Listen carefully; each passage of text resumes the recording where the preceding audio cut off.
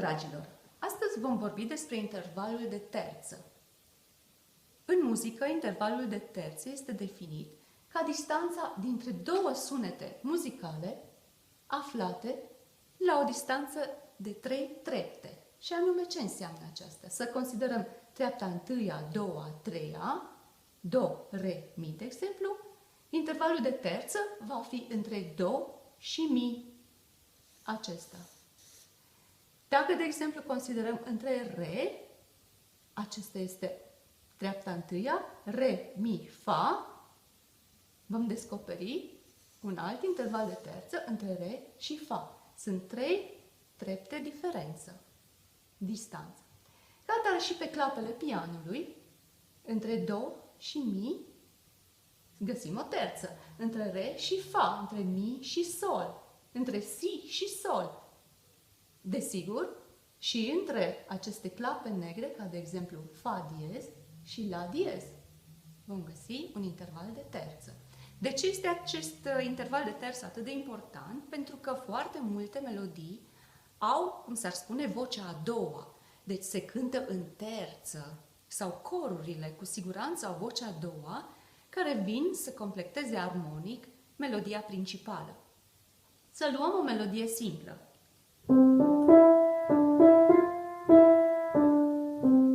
Acum voi cânta terța peste această melodie.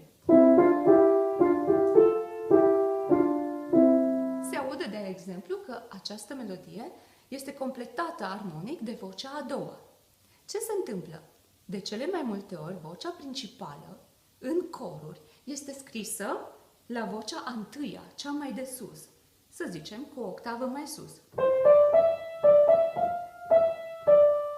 Iar terța, deși se va auzi deasupra melodiei, ea poate fi cântată și de cele mai multe ori este cântată cu o octavă mai jos, ca de exemplu.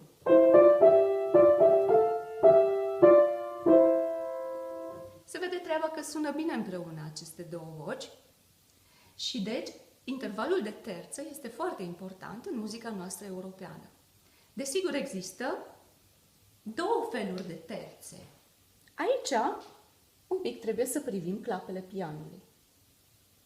Terța mare între do și mi va avea în componență două tonuri. Do, re, re, mi. Se vede? Avem clapă neagră între cele două sunete. Asta înseamnă că aici avem două tonuri întregi, deci o terță mare. Terță mare.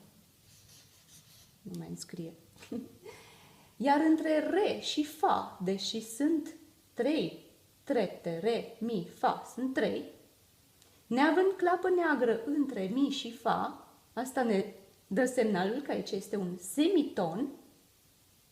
Deci, această terță formată dintr-un ton întreg și un semiton va fi o terță mică.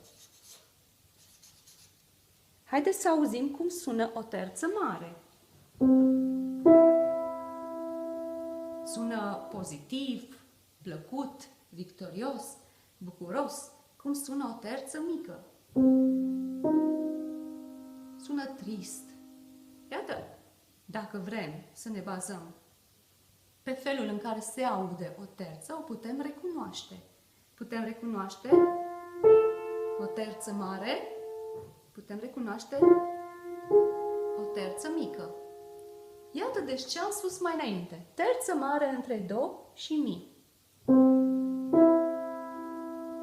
Terță mică între re și fa, de exemplu.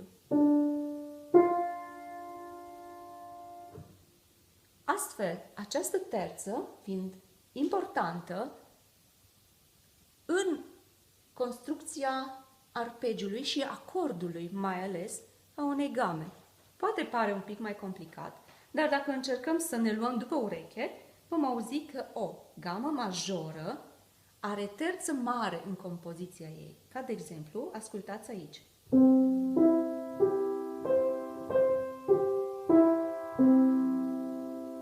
Iată că putem deosebi această gamă majoră tocmai pentru că avem o terță mare în compoziție. Dacă, de exemplu, avem o gamă minoră, ea va suna așa.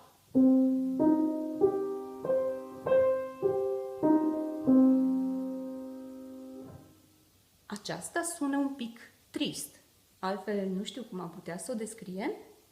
Și melodiile triste de cele mai multe ori sunt în game minore, dar acest sunet trist este dat exact de acest interval de terță mică. Sper că am clarificat un pic lucrurile. Spor la treabă!